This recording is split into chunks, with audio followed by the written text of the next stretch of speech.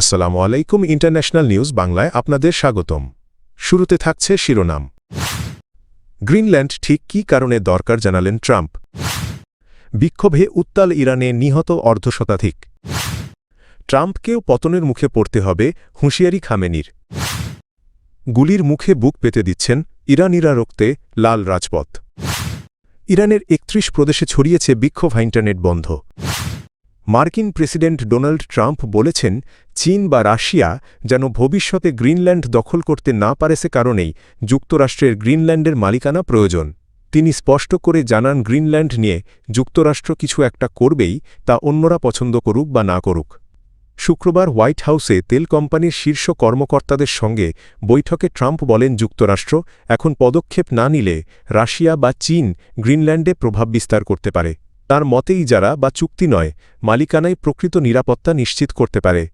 Greenland বর্তমানে ডেনমার্কের অধীন একটি স্বায়ত্তশাসিত অঞ্চল, যেখানে প্রায় ৫৭,০০০ মানুষ বসবাস করে। ট্রাম্প প্রশাসনের ভেতরে গ্রিনল্যান্ড যুক্তরাষ্ট্রের নিয়ন্ত্রণে আনার নানা পরিকল্পনা নিয়ে আলোচনা চলছে, যার মধ্যে সামরিক ও অর্থনৈতিক উদ্যোগের কথাও রয়েছে। তবে ডেনমার্ক সহ ইউরোপের একাধিক দেশ এই অবস্থানের তীব্র বিরোধিতা করেছে। তারা সতর্ক করে বলেছে, গ্রিনল্যান্ড নিয়ে একতরফা সিদ্ধান্ত নিলে কঠোর প্রতিক্রিয়া আসবে। নেটোর ২ সদস্য দেশের মধ্যে এ ইস্যু জোটের ভেতরেও অস্বস্তি তৈরি করেছে। ইরানে চলমান দেশব্যাপী সরকার বিরোধী বিক্ষোভে এখন পর্যন্ত অন্তত ৫১ জন নিহত হয়েছেন। মানবাধিকার সংস্থা human rights activists news agency HRANA জানায়, ভয়াবহ অর্থনৈতিক সংকটের জেরে শুরু হওয়া এই আন্দোলন টানা ১৩ দিন ধরে চলছে। সংস্থাটির তথ্যমতে ইরানের ৩১টি প্রদেশের ১১১টি শহরে বিক্ষোভ ছড়িয়ে পড়েছে। এতে শ্রমিক ধর্মঘট, বিশ্ববিদ্যালয় কেন্দ্রিক কর্মসূচি এবং সড়ক মিছিল চলছে। এ পর্যন্ত ২,২০০ জনের বেশি মানুষকে আটক করা হয়েছে এবং বহু বিক্ষোভকারী আহত হয়েছেন। অন্যদিকে ইরানি কর্তৃপক্ষ দাবি করেছে, কয়েকটি স্থানে বিক্ষোভকারীদের হামলায় নিরাপত্তা সদস্য নিহত হয়েছেন। পরিস্থিতি ঘিরে যুক্তরাষ্ট্রের প্রেসিডেন্ট ডোনাল্ড ট্রাম্প সামরিক হস্তক্ষেপের হুঁশিয়ারি দিলে ইরানের সর্বোচ্চ নেতা আয়াতুল্লাহ আলী খামেনি আন্দোলনের পেছনে যুক্তরাষ্ট্রের ভূমিকার অভিযোগ তোলেন। গত ২৮শে ডিসেম্বর তেহরানের গ্র্যান্ড বাজারে আন্দোলন শুরু হয়। রিয়ালের তীব্র অবমূল্যায়ন ও প্রায় ৫২% মূল্যস্ফীতি এই বিক্ষোভের প্রধান কারণ বলে জানিয়েছেন বিশ্লেষকরা। ইরানে চলমান বিক্ষোভ ও অস্থিরতার প্রেক্ষাপটে যুক্তরাষ্ট্রের প্রেসিডেন্ট ডোনাল্ড ট্রাম্পকে কড়া হুঁশিয়ারি দিয়েছেন দেশটির সর্বোচ্চ নেতা আয়াতুল্লাহ আলী খামেনি। শুক্রবার দেওয়া এক বক্তব্যে তিনি বলেন, ট্রাম্প শেষ পর্যন্ত পতনের মুখে পড়বেন। খামেনি অভিযোগ করেন, ইরানের সাম্প্রতিক বিক্ষোভ বিদেশি শক্তির উস্কানিতে পরিচালিত হচ্ছে এবং এর পেছনে যুক্তরাষ্ট্রের ভূমিকা রয়েছে। তিনি বলেন, অতীতের মতো এবারও ইরান বিদেশি ষড়যন্ত্র মোকাবিলা করতে সক্ষম হবে এবং কোনো চাপ বা হুমকিতে দেশটির নীতি পরিবর্তন হবে না। অর্থনৈতিক সংকট, উচ্চ মূল্যস্ফীতি ও সরকারি নীতির বিরুদ্ধে চলমান বিক্ষোভের মধ্যেই এই বক্তব্য এলোজা তেহরান ও ওয়াশিংটনের মধ্যে উত্তেজনা আরও বাড়াতে পারে বলে মনে করছেন বিশ্লেষকরা। ইরানে চলমান সরকার বিরোধী বিক্ষোভ আরও সহিংস হয়ে উঠেছে। দক্ষিণ পূর্বাঞ্চলীয় জাহেদান শহরে শুক্রবার জুমার নামাজের পর বিক্ষোভকারীদের লক্ষ্য করে নিরাপত্তা বাহিনী গুলি চালিয়েছে। এতে একাধিক মানুষ আহত হয়েছেন বলে জানিয়েছে বালুচ মানবাধিকার ভিত্তিক ওয়েবসাইট হালবস।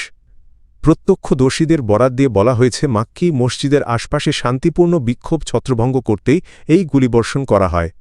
এদিকে উত্তর পূর্বাঞ্চলীয় মাশাদ শহরেও বড় বিক্ষোভের খবর পাওয়া গেছে, যদিও সেসব তথ্য স্বাধীনভাবে যাচাই করা যায়নি। অন্যদিকে উত্তর খোরাসানের এসফারাইন শহরে সহিংসতায় এক সরকারি কৌঁসুলি ও কয়েকজন নিরাপত্তা সদস্য নিহত হয়েছেন বলে ইরানি কর্তৃপক্ষ জানিয়েছে। মানবাধিকার সংস্থা HRAN-এর তথ্য অনুযায়ী দেশজুড়ে চলমান বিক্ষোভে এখন পর্যন্ত অন্তত ৪২ জন নিহত এবং ২,০০০-এর বেশি মানুষ গ্রেপ্তার হয়েছেন। অর্থনৈতিক সংকট ও দ্রব্যমূল্যের ঊর্ধ্বগতিকে কেন্দ্র করে শুরু হওয়া এই আন্দোলন দমনে বিভিন্ন শহরে কঠোর নিরাপত্তা ব্যবস্থা জোরদার করা হয়েছে।